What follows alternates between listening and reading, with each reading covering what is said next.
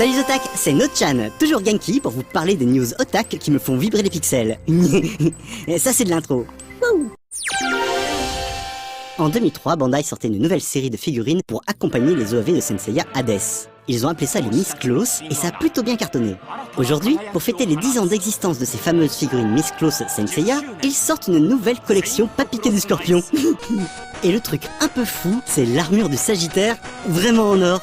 Ou en vrai or si vous préférez. 2 kilos d'or pour un objet de 15 cm de haut, pour un prix estimé à 6 millions de yens apparemment. Ce qui fait grosso modo 46 000 €, même si le prix réel n'est pas encore connu. Il va falloir en faire des tweets qui font s'affoler la bourse pour payer ça. Tant qu'on est dans la figurine, j'en profite pour vous rappeler qu'on a de la chance, nous les Français. Enfin, les otaks français. Car avec l'ouverture récente du site de Kotobukiya en version française, on a maintenant 2 grands fabricants de figurines qui font de la vente officielle chez nous. Et ça fait plaisir. L'autre fabricant, c'est bien sûr Good Smile, que vous connaissez bien, puisqu'on va les voir chaque année à Japan Expo. D'ailleurs, je suis tombé sur une photo de leur Facebook que j'ai trouvée trop mignonne. Regardez ça, sur leur carton d'expédition, il y a écrit « Handle with love » au lieu du classique « Handle with care ». Oh, et ils savent parler mon petit cœur. Et c'est pas tout. Après Kotobukiya, c'est Native, un autre fabricant de figurines qui s'ouvre à l'international avec un site en anglais où il est directement possible de commander pour certains pays. La France en fait partie. Contrairement aux autres fabricants qui passent par des antennes françaises, là, c'est directement géré du Japon.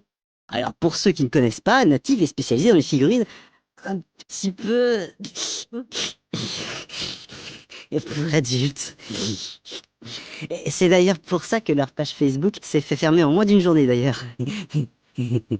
Et ces modèles sont en général super demandés. Les nouveautés sortent au compte-gouttes et il est quasiment impossible d'en acheter sans faire de précommande. Et encore 6 mois à l'avance. Il faut dire que dans le genre, c'est top de la qualité. Twitch, l'un des sites majeurs dans le streaming et les vidéos d'e-sport, va faire son arrivée en application sur le Xbox Live. Et même si pour l'instant cela ne concerne que le marché américain et les membres Gold, on est content de savoir que l'on peut maintenant allumer sa console de jeu pour regarder d'autres gens jouer à leur console ou à leur ordinateur. La boucle est bouclée, d'une certaine manière. On termine avec la news de l'année, rien que ça.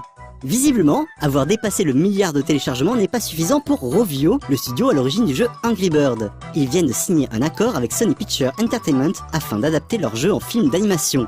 La sortie n'est pas prévue avant juillet 2016, alors à quoi aura-t-on droit? Des oiseaux pas contents? Des trucs qui se cassent la figure? Le suspense est insoutenable. Voilà, c'est tout pour cette semaine les otaks. C'est bientôt les vacances là? Non mais, je demande parce que je sais jamais quand on passe en mode rediff.